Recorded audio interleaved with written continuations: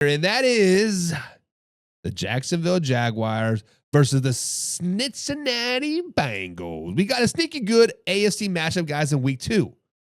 As the Jaguars head into Cincinnati to face the Bengals, both teams are 1-0. Both teams have something to prove. And this game could tell us more about where each franchise stands in the AFC playoff race. Now, guys, on the Jacksonville side of things, the big storyline is obviously Travis Hunter. In his debut, he played 42 snaps on offense, but only 6 on defense. Coach Leland Cohn said the plan all along was to ease him into defensive work, but his snaps there are going to be increased this week, and that couldn't come at a better time. The Jaguars are facing Jamar Chase, T. Higgins, and arguably the best wide receiver duo in the NFL. On offense, Travis Etienne looked explosive in week 1. He had 18.6 fantasy points and averaged 8.9 yards per carry. And he tied his career high with 4 runs over 10-plus yards. Behind a top 10 run offensive line, Etienne gives the Jaguars offense balance.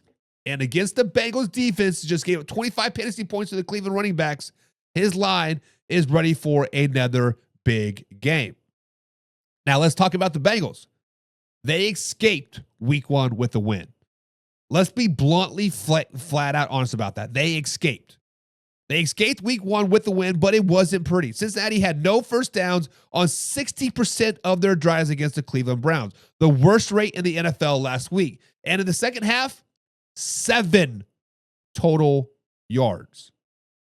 7 total yards. That's the first time since 1995 that a team won with under 10 yards in a second half.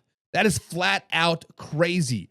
Offensive coordinator Dan Pitcher said the formula is simple: early down efficiency, sustained drives, and better third down conversions.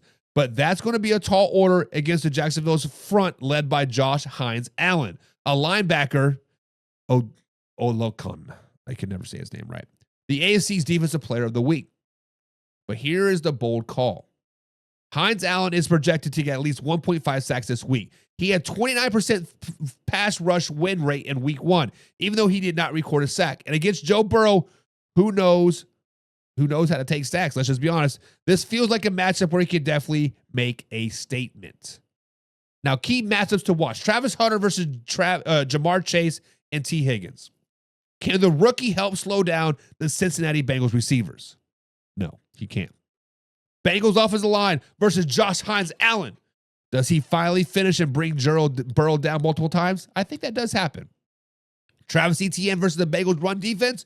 Will Jacksonville control the run game? Probably not so much. On the flip side, the Bengals aren't going to run very much anyways, right? But if you're looking at fantasy football, the fantasy football angle, Travis Etienne is a player to watch. He's coming off his best yards per carry performance since 2023 and faces a Bengals defense that just allowed backs to shred them through the air and on the ground. Start him with confidence. Joe Burrow is still a quarterback 1 option, but be wary. Jacksonville's pass rush could make him uncomfortable, and this might not be a shootout. Now, the Cincinnati Bengals are favored by 3.5 points in this game with the over-under of 48.5. Interesting note, unders are 16-7 in the Bengals games in September under Zach Taylor. Now, my thoughts on this, Owen, I feel like this is going to be a grinded out type of game.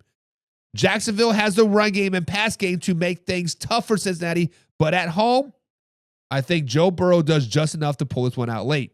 It won't be pretty, but it will be a win. Final score, 23-20, Cincinnati Bengals on top. But what do you guys think?